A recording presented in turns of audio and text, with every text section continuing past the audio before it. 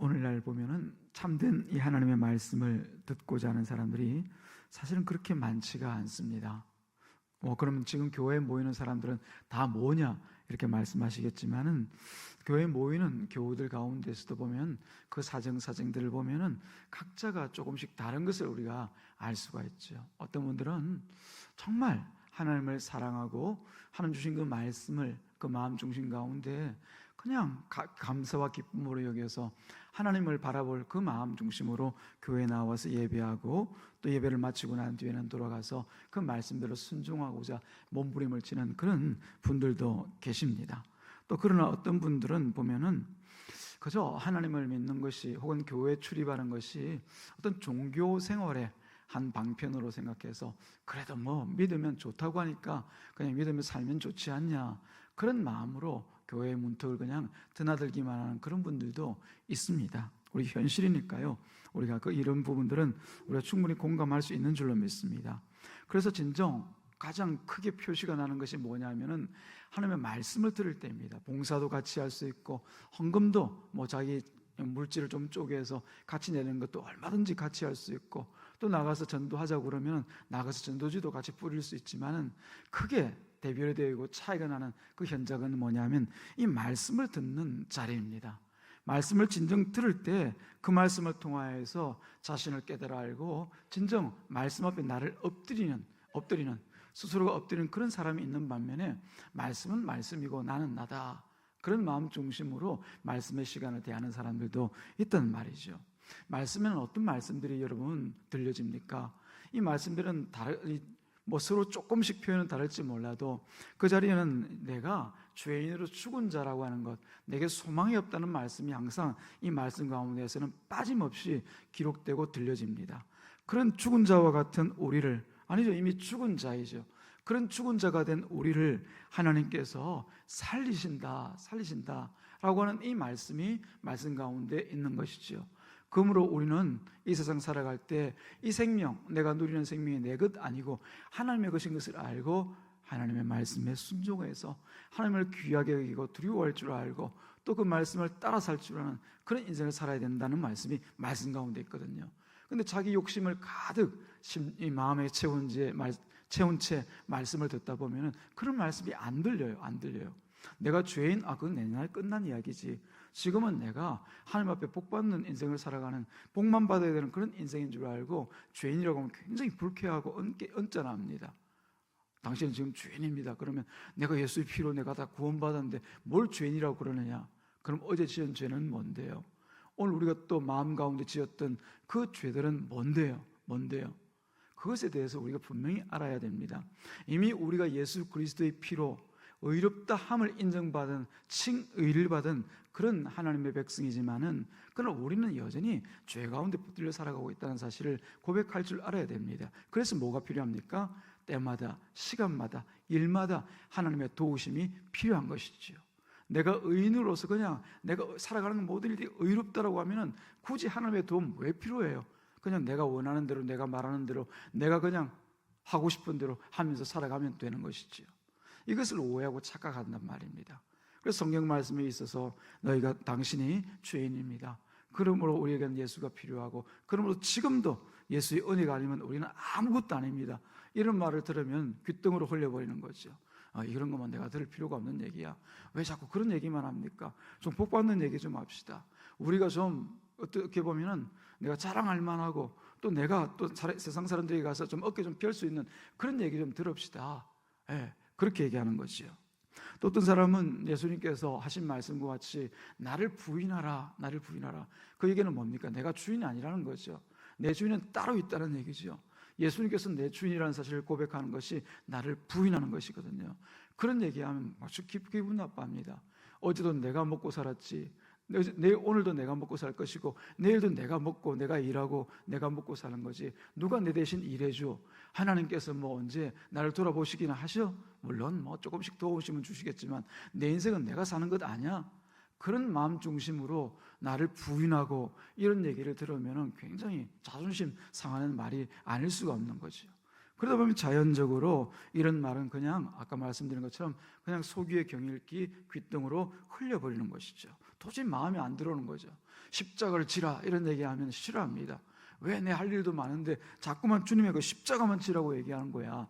그건 내가 죽을 때 예수 믿는다는 말만 하면 구원받는 것 아니냐, 그렇게 생각하는 거죠.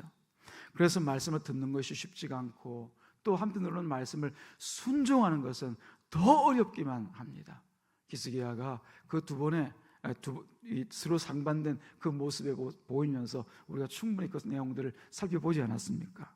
그저 내 입맛에 맞는 말을 듣기 위하여서는 우리가 귀를 쫑긋하지만은 정말 성경에서 말씀하고 있는 우리와 하나님과의 관계, 하나님과 우리의 관계 안에서 무엇을 원하시고 어떻게 살아가야 되는지에 대해서는 도무지 귀를 열려고 하지 않는 것이죠. 그런 참된 하나님의 말씀을 듣는 사람들이 예수님 때나 지금이나 그렇게 많지가 않습니다. 그럼에도 불구하고 교회에 한 번 더 나오면 그런 말을 들을 수 있는, 말씀을 들을 수 있는 기회가 있으니까 그나마 다행입니다. 다행입니다. 예수님께서 이 땅에 오셨을 때 보면은 여러 이적들과 표적을 통해서 말씀을 전합니다. 하나의 도구이죠. 표적과 이적이라고 하는 것은 사람을 살리고 죽은 사람을 살리고 또 병든 자를 고치고 하는 일이 여러 가지들, 귀신을 쫓아내고 하는 이런 표적과 이적들은 사실은 말씀을 전하기 위한 하나의 도구입니다. 하나님께서 이 땅 가운데 메시아를 보내실 때 이런 표적을 행하는 그 표적을 통하여서 그리스도인 줄 알라, 너희의 구원자인 것을 알라, 그렇게 말씀하셨기 때문에 예수님께서 진정 부정하다 말한 그 모든 것들을 깨끗이 고치시고 회복해 하시는 그 일을 한단 말이죠. 하나님께서 구약의 말씀을 보면 부정하다 말씀하신 것들 있잖아요, 그죠? 그것은 다 정하지 않기 때문에 하나님과 함께 할 수 없는 것을 얘기하는 거예요. 그 일들은 뭐가 있습니까? 더러운 것들이 있고 악한 것들이 있고 죄가 있고 그런 것이죠. 그중에 대표적인 것들이 우리가 아는 것처럼 이 나병이라는 것이 있습니다. 예수님께서 오셔서 가장 먼저 나병 환자를 고치시고 또 병든 자를 고치시고 하는 이 모든 표적들이 사실은 그 부정한 것들을 깨끗게 하실 분이 지금 이 땅에 왔다라고 하는 거죠. 그분이 누구다? 그리스도다, 메시아다. 즉 예수 그리스도가 바로 구약시대의 선지자들이 이 땅에 예언하게 하신 바로 그 메시아라는 사실을 표시하고 자기를 증거하기 위해서 그런 표적과 이적들을 행하신 것이죠. 그것이 목적이 아닙니다. 목적이 아닙니다. 사람 고치고 병 낫게 하고 귀신 쫓아내고 하는 이것이 목적이 아니었던 것이죠. 그런데도 이 성경의 말씀을 잘 모르면은, 깊이 생각하지 않으면 거기에 하나님의 무슨 뜻이 계신 줄 알고 그저 병 낫기 위해서 예수님 쫓아다니고 병 낫기 위해서 무슨 표적이 있다면 그걸 쫓아다니고 하는 그런 곳에 기웃기웃하는 것이죠. 그것은 본질이 아닙니다. 그 일을 행하신 그분이 누구인가를 보라고 하는 것이죠. 보라고 하는 것이죠. 지금도 물론 죽은 자가 살아나기도 하고 병이 고침을 받기도 하고 그리고 귀신이 떠나가는 그런 역사가 하나님 살아계시니까 그런 역사는 나타나는 거예요. 그런데 그것이 우리가 추구할 바는 아니라고 하는 것이죠. 그 모든 것들을 다 이루신 유일한 분이 우리 가운데 엄연히 살아계신데도 불구하고 그것 자꾸만 바라보고 그걸 위해서 살아가서는 안 된다고 하는 겁니다. 그래서 우리는 더욱더 예수가 누구인지, 예수님께서 하신 말씀들이 우리 가운데 어떻게 적용되어지는지를 날마다 살펴 살아가야 되는 것이죠. 근데 참 다행스럽게도 예수님께서 이 땅에 오셨을 때 많은 사람들이 이적과 그 표적과 말씀을 전할 때 모여듭니다. 너무나 좋은 기회 아니겠습니까? 예수님께서 이 땅에 오신 목적이 뭡니까? 그 말씀 전하기 위해서 오셨잖아요. 하나님의 말씀, 그 말씀을 통해서 사람들을 구원하기 위해서 이 땅 가운데 오셨잖아요. 그 자리에 이제 사람들이 막 모여듭니다. 그렇다면 너무나 좋은 기회입니다. 그런 자리를 자꾸 만들어서 사람들 앞에 예수님께서 더 많이 나타나시고 그런 사람들을 자꾸 끌어모아야 됩니다. 그런데 하나님 예수님께서 오늘 말씀해 보니까 그런 모여든 사람들을 피해서 오히려 한적한 곳으로 가셨습니다. 우리가 읽던 말씀 다시 한번 볼까요? 누가복음 5장 15절 16절 다시 한번 읽어보시겠습니다. 시작. 예수의 소문이 더욱 퍼지매 수많은 무리가 말씀도 듣고 자기 병도 고침을 받고자 하여 모여오되 예수는 물러가사 한적한 곳에서 기도하시니라. 굉장히 예수님께서 무엇을 의도하고 계신지에 대해서 짧은 구절의 말씀이지만은 분명한 메시지를 우리 가운데 던져주고 있습니다. 너무나 좋은 그 사람들이 모여드는 그 기회 가운데서 예수님께서 그 속에 있는 사람들을 다 살피하셨죠. 그들 보니까 정말 말씀을 듣기 위해서 나온 사람들도 있고, 어떤 사람 치병을 위해서, 병 고치기 위해서, 혹은 기적과 표적을 보기 위해서 나와 있던 사람들도 있었던 것이에요. 그 사람들을 일일이 대하는 그 일이 어떻게 보면 지금 급한 일 같습니다. 그런데 예수님께서는 그 사람들 앞에 나서서 자신을 드러내고 말씀을 전하고 하신 것이 아니라 오히려 다른 일을 먼저 합니다. 오히려 피해서 한적한 곳으로 가십니다. 왜냐하면 더 중요한 일이 있었기 때문이었던 거죠. 어떤 일이었습니까? 하나님께 기도하는 일이었습니다. 기도하는 일.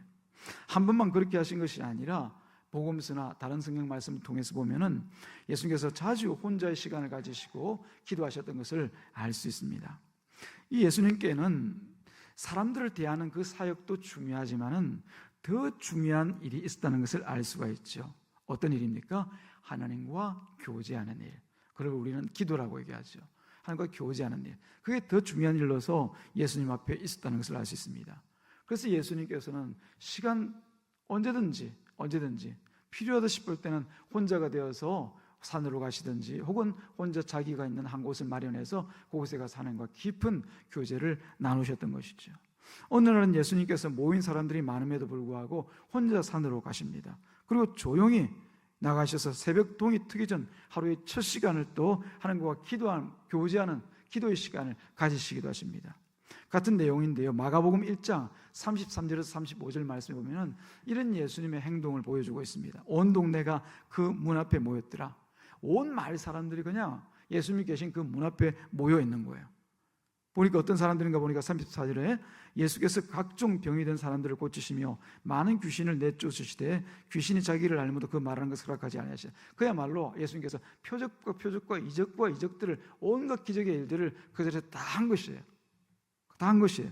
그런데도 불구하고 예수님께서는 그 사람들 다 두시고 35절에 어떤 일을 행하셨냐 하면은 같이 한번 읽어볼까요? 시작. 새벽 아직도 밝기 전에 예수께서 일어나 나가 한적한 곳으로 가사 거기서 기도하시더니, 아까 우리가 누가복음 말씀을 같이 읽었던 것과 같이 이 자리에서도 예수님께서는 혼자 한적한 곳으로 가셔서 거기서 기도를 하셨다는 것을 알 수가 있죠. 기도를 우리가 하나님과의 교제라고 얘기합니다. 교제는 뭘 얘기하는 겁니까? 지금 이 자리에서 여러분들과 충분한 제가 교제를 할 수 있으면 참 좋겠는데, 교제하겠는데 제가 또 일방적으로 이렇게 말씀을 전하는 자리지 않습니까? 교제는 그렇지가 않고요, 서로가 서로에게 인격적으로 대화를 하는 것을 얘기합니다.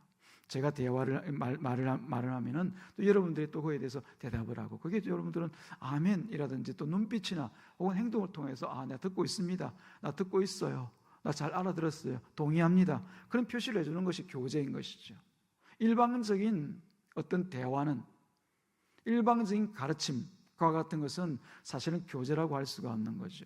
그래서 우리가 기도할 때도 예수님께서 하셨던 것 같은 이런 하나님과의 교제를 이루는 기도를 하기 위해서는 항상 일방이 되어서는 안 됩니다. 그냥 내가 구할 것만 미리 다 준비해 와가지고, 혹은 써가지고 오고, 혹은 머리 외워가지고 와가지고 일방적으로 다 그냥 두두두 쏟아붓고 가면은 그건 교제라고 할 수가 없는 거죠. 교제는 하나님 말씀을 듣는 거예요.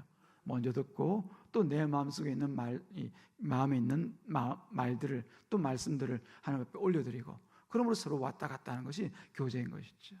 우리 기도가 그런 기도가 되기를 바랍니다. 우리가 보면은 여러 기도들을 할 시간들이 있습니다.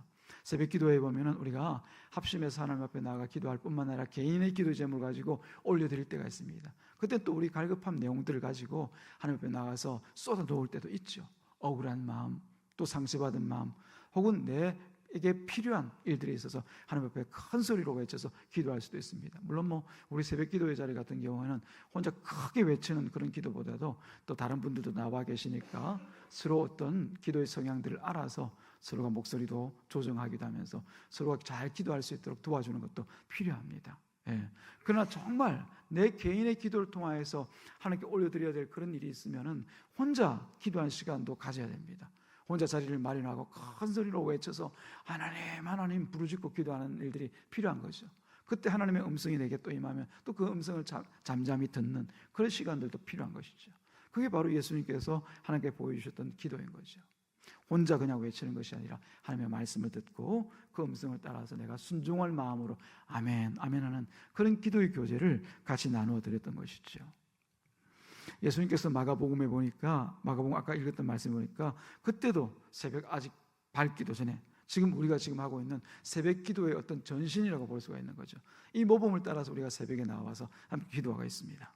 예수께서 일어나 나아가 한적한 곳으로 가사 거기서 기도하시더니, 이런 예수님의 어떤 기도 생활 혹은 기도의 모습들을 보면서 그 옆에서 가장 가까이서 배운 사람들이 있습니다. 누구입니까? 바로 예수님의 제자들, 우리가 말하는 사도들인 것이죠. 예수님께서 이렇게 하시는 모습을, 기도하시는 모습 혹은 하나님과 교제하시는 모습을 보면서 당장은 잘 몰랐을지 모르지만은 예수께서 나중에 부활하시고 또 승천하시고 난 뒤에 홀로 남겨진 이 땅에서 이제 제자들이 그 예수님의 모습을 점점점 닮아가기 시작합니다. 그런 것이죠. 이게 예수님의 위대하심입니다. 우리 가운데 그냥 말씀을 주실 때는 우리가 전혀 변화도 모르고 그냥 그런 것 같지만, 마치 콩나물 시루에 물을 그냥 위에서 계속 붓다 보면은 물이 밑에 다 빠진 것 같은데 나중에 보면은 그 콩알이 나중에 보면 점점 자라나서 뭐가 되어 있습니까? 콩나물이 되어 있지 않습니까? 그것과 같은 거죠. 우리도 말씀의 시간에 항상 사모하는 마음 좀 부족하다 할지라도 나와서 듣고 또 듣고 하다 보면은 우리 영혼이 자라있고 우리 심령이 이전보다는 더 하나님을 향해서 가까이 나가 있는 것을 알게 될 때가 있잖아요. 이 제자들이 마찬가지입니다. 그런 예수님의 모습을 3년 동안 곁에서 보고 경험하고 또 알아가면서 나중에는 결국 이 제자들도 예수님과 같이 기도의 삶을 이어가게 되어지는 것이죠. 그런 제자들이 기도하였던 모습이 오늘 우리들에게 또한 귀감이 되어져야 될 줄로 믿습니다. 사도행전 1장 13절과 14절 말씀 보면 그런 사도들의 어떤 제자들의 모습을 보여주고 있습니다.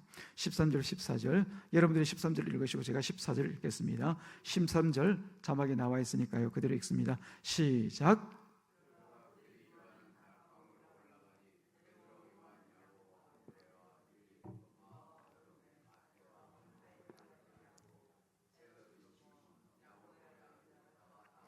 예수님의 제자들 사도들을 얘기하고 있죠. 14절 제가 읽습니다. 또 여자들과 예수의 어머니 마리아와 예수의 아우들과 더불어 마음을 같이하여 오로지 기도에 힘쓰더라. 오로지 기도에 힘쓰더라. 기도에 전무하였다는 얘기를 하고 있죠. 사도행전은 어떻게 보면 제자들의 그런 어떤 사역과 삶이 자세하게 소개되어져 있는데요, 이 내용들을 살펴보게 되어지면은 이 사도들이 어떻게 사역하는가 보다도 사역하면서 사도들의 그 중심에 뭐가 있었는가를 여러분들이 살펴볼 필요가 있습니다. 항상 사도들이 기도한 일들을 빼놓는 일이 없습니다. 자세히 한번 살펴보십시오.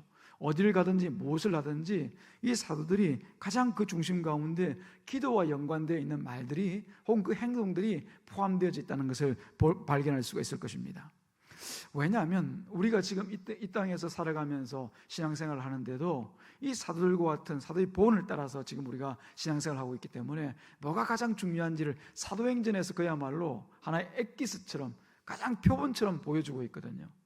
사도들이 뭘 하였습니까? 어떻게 했습니까? 어떤 말을 했습니까? 그때 어떻게 반응했습니까? 라고 하는 것을 성경에서 이 사도행전에서 자세히 찾아보면은 우리가 이때는 이렇게 해야 되겠구나, 이때는 이렇게 하는 게 맞구나 라고 하는 것을 우리가 쉽게 알 수가 있는 거죠.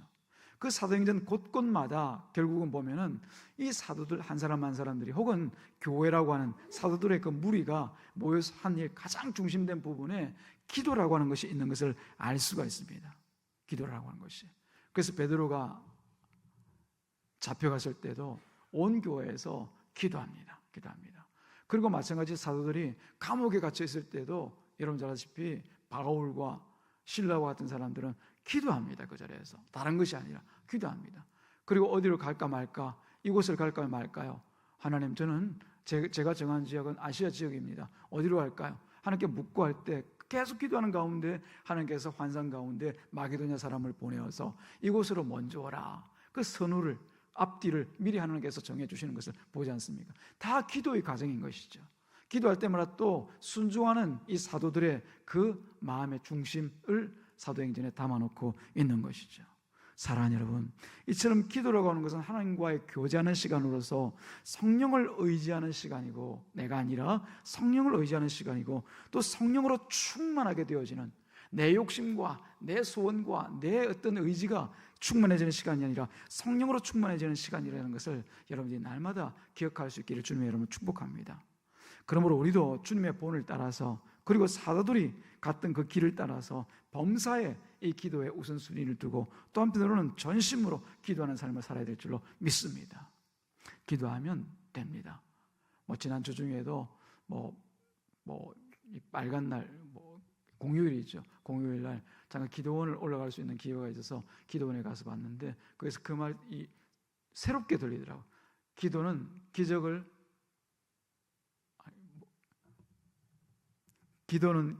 이룬다. 맞습니까? 네, 제가 그 말씀 보고 늘 보던 이 말씀인데도 불구하고, 말인데도 불구하고 굉장히 큰 감동을 받고, 이 시대는 정말 기적을 주시는 그 하나님의 기도에 대해서 우리가 좀 많이 무관심하고 그에 대해서 우리가 좀 소홀한 건 아닌가, 그런 마음을 가지고 큰 도전을 받고 한편은 또 회개를 좀 많이 했습니다. 기도는 그냥 하는 것인 줄 알았지 기적을 이 땅 가운데 이루시는 것임을 제가 자주 잊고 살았음을 그 시간 또 다시 한번 깨달아 알게 되었습니다. 기도는 하나님의 일들을 이 땅 가운데 우리가 눈으로 볼 수 있게 만들어 주는 역할을 합니다. 결국 기도는 기적을 볼 수 있게 만드는 거죠. 근데 과연 이런 우리의 기도가 정말 하나님께서 들으시고 또 응답하시는 그런 기도인가라고 하는 것을 우리가 생각해 볼 필요가 있습니다. 우리 기도는 합니다. 시간마다 때마다. 심지어 우리가 밥 먹기 전에도 먼저 기도하고 밥을 먹습니다. 그런데 이 기도가 과연 하나님께서 들으시는가, 우리가 그냥 주문처럼 외우는 것은 아닌가, 이런 생각을 할 때가 있죠. 여러분 어떠십니까? 그런 의심이 들 때가 없습니까? 오랫동안 기도를 했는데 하나님께서 과연 들으셨을까, 이런 의심이 들 때도 있지 않습니까? 지극히 높으신 곳에 계신 하나님께서 이 지구, 그것도 한 구퉁이, 정말 어떻게 보면 점리라고 얘기할 수도 없는 이곳에서 내가 기도할 때, 내가 대단한 사람도 아니고 미천하게 짝이 없는 내가 하나님 앞에 나아가서 기도할 때 이 기도를 하나님께서 과연 들으시기나 하실까, 그런 생각이 들 수도 있습니다. 이 문제에 대해서 지금으로부터 약 3,000년 전에 이 땅에 살았던 헤만이라고 하는 사람의 고백을 통해서 한번 정리하고 이 말씀을 마무리할 수 있기를 바랍니다. 헤만은 시편 88편을 기록한 사람입니다. 물론 3,000년 전의 사람인 것이죠. 그가 시편 88편 1절과 2절에 이런 고백을 합니다. 여호와 내 구원의 하나님이여, 내가 주야로 밤낮으로 주 앞에 부르짖었사오니 나의 기도가 주 앞에 이르게 하시며 나의 부르짖음에 주의 귀를 기울여 주셔서. 1절과 2절에 보면은 내가 정말 밤낮으로 기도하는데 이 기도가 하나님께 상달되고 있는지에 대해서 어떤 의심 혹은 확신을 가지고 못하고 있는 모습을 보여주고 있습니다. 이르게 하소서, 귀를 기울여 주소서. 들으실지 안 들으실지 모르겠지만 그래도 한번 들어주소서, 이런 마음을 표현하고 있는 거죠. 그리고 이 사람의 지금 문제가 얼마나 크고 어려운지에 대하여서도 충분히 고백을 합니다. 그 뒤에는 3절과 5절 말씀 보니까 물은 내 영혼에는 재난이 가득하며 나의 영혼은 스올에 가까워서, 지옥이지 않습니까? 그 스올에 가까워싸우니 나는 무덤에 내려가는 자와 같이 인정되고 힘없는 용사와 같으며 죽은 자 중에 던져진 바 되었으며 죽임을 당하여 무덤에 누운 자 같으니이다. 얼마나 힘들고 어려우면 이런 말을 할 수가 있느냐는 거죠. 나 이미 지금 살아있지만 나 죽은 것 같아요. 무덤 속에 들어가서 썩어 있는 저 시체와 같은 게 바로 나예요. 지금 그렇게 고백하고 있거든요. 물론 이 사람이 어려운 일을 당하면 어떤 표현을 못하겠습니까? 내가 참 무능하고 무가치한 그런 존재, 난 진짜 죽은 자와 같습니다. 그렇게 고백할 수 있습니다. 근데 이게 굉장히 우리 인생에 있어서 중요한 포인트입니다. 내가 무기력하구나, 나는 아무 능력이 없고 무가치하구나, 이렇게 깨달아 알 때 우리 인생이 두 가지 방면으로 결정이 나타나게 되어집니다. 첫 번째는 뭐냐면은 그런 자기의 비하와 어떻게 보면 상처에서 한 걸음 더 나아가서 자기 인생을 포기하거나 혹은 자학하는 사람들이 있습니다. 아이고 나 별 수 없네. 아이고 이건 뭐 나 무능력하고 무가치하니까 아이고 될 대로 되라지, 이런 식으로 나가는 사람들이 있습니다. 그러나 그런 사람은 이제 자기 힘으로 해결할 수 없음을 알고 자기 굴을 파고 들어가는 거죠. 그러나 하나님의 사람들은 이때도 하나님을 바라보고 하나님께 나아갑니다. 그리고 오직 하나님만 의지할 유일한 분이심을 고백하고 나아가서 하나님의 은혜를 구하죠. 바로 우리가 읽었던 시편 88편에 있는 이 해만과 같은 사람입니다. 나 어렵습니다. 힘듭니다. 나 기도하기는 하는데 이게 기도가 정말 하나님께 상달되는지조차 의심이 될 때가 많습니다.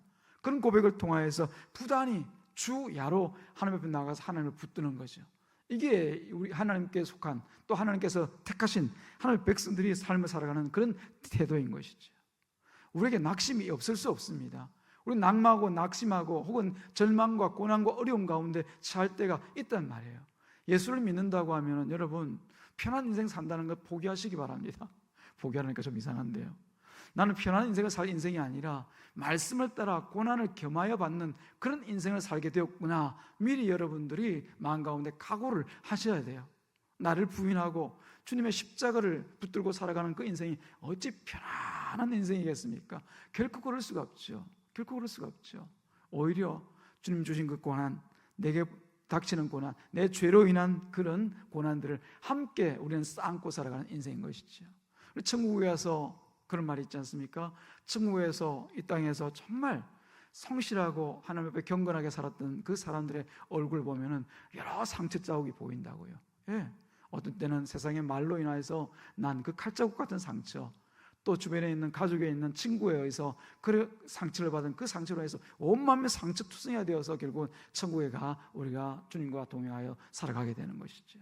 그게 바로 우리들의 인생입니다. 그때 해만은 하나님의 사람으로서 하나님께 나아갑니다. 그리고 하나님께 기도의 자리를 펴고 기도하죠. 어떻게 해요? 주야로 항상 하나님 앞에 나아가서 마음을 드리고 기도하죠. 이때 해만은 하나님께서 자신의 기도에 반응하시고 반드시 응답하실 것에 대해서 확신하는 그런 타임을 가지게 됩니다. 이건 우리가 같이 한번 말씀을 볼까요? 시편 88편 13절 말씀입니다. 시편 88편 13절 말씀, 자막이 준비가 되셨나요? 같이 읽어보겠습니다. 시작. 여호와여, 오직 내가 주께 부르짖었사오니 아침에 나의 기도가 주의 앞에 이르리이다. 여기 보면 시제를 잘 보셔야 됩니다. 여호와여, 오직 내가 주께 부르짖었사오니, 과거에 이 시인이, 이 해만이 정말 하나님께서 들으실지 못 들으실지 모르겠다, 정말 듣는 거 맞아, 확신하지 못한 가운데 그 수많은 부르짖음이 있었다는 거예요. 부르짖었사오니 과거 일이죠. 이미 지나간 일입니다. 그런데 그게 연결되어서 아침에, 언제? 오늘 아침에, 내가 맞이하는 이 아침에 나의 기도가 주의 앞에 이르리이다. 이건 현재형으로부터 쭉 진행되어진 진행형입니다. 그 하나님의 응답이 내게 이르러 있고 앞으로도 계속해서 응답이 내게 있을 것을 고백하고 있는 거죠. 해만은 자신의 기도가 반드시 하나님 앞에 이를 것이라고 믿고 있습니다. 그 소망으로 하나님께 나아가 더욱더 간절하게 기도할 수가 있었던 것이죠. 3000년 전에 사람이라고 하니까 여러분 좀 현실감이 좀 많이 떨어집니까? 오늘 우리들과는 전혀 다른 사람들의 이야기입니까? 그렇지가 않습니다. 3000년 전의 해만이나 지금 우리들이나 하나님과의 관계 안에서 이루어지는 기도의 응답과 기도의 관계는 전혀 다를 바가 없습니다. 우리가 지금 아무것도 응답도 없고 그냥 허공을 가르는 것과 같이 우리가 소리쳐 하나님 앞에 하는 기도인 것처럼 보이지만은, 그러나 하나님께서는 그때도 듣고 계셨고 지금도 듣고 계시고 앞으로도 계속해서 듣고 계실 것을 우리가 믿어야 될 줄로 믿습니다. 그 확신 가운데 아침에 나의 기도가 주의 앞에 이르리이다, 그런 고백이 우리 입술 가운데 차고 넘쳐야 될 줄로 믿습니다. 우리 하나님께서는 분명히 기도를 들으시는 분이십니다. 하나님께서 자신의 백성들의 간절한 그 기도에 귀를 기울이시고 계시는 분임을 시편 또 다른 성경인 34편 15절 말씀에도 이렇게 표현하고 있습니다. 여호와의 눈은 의인을 향하시고 그의 귀는 저희 부르짖음에 기울이시는 도다. 할렐루야. 하나님께서 내가 어떤 상태인지 이미 잘 알고 계시고 또 내 마음이 더욱더 하나님을 향하기를 원하는 마음으로 더욱더 기도의 제목들을 주고 계신 줄로 믿습니다.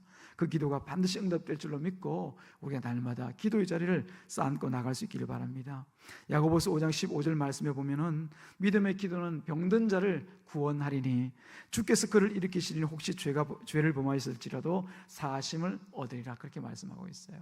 이번 가을에는 이 기도의 제목들을, 우리의 기도의 자리를 좀 넓게 펴서 우리 가족뿐만 아니라 나뿐만 아니라 이 이웃들을 향하여서, 이 대한민국을 향하여서, 세계와 열방을 향하여서 넓은 기도의 자리를 펴고 기도의 자리로 나갈 수 있었으면 좋겠습니다. 왜냐하면 하나님께서 우리의 기도를 듣고 계시기 때문에 그런 것이죠.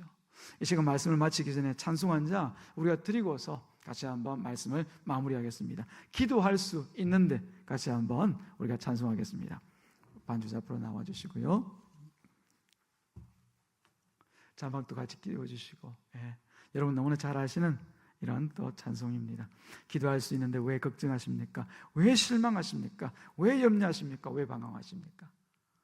우리가 그런 염려와 걱정과 방황하지 않도록 같이 한번 믿음의 고백으로 올려드릴 수 있기를 바랍니다.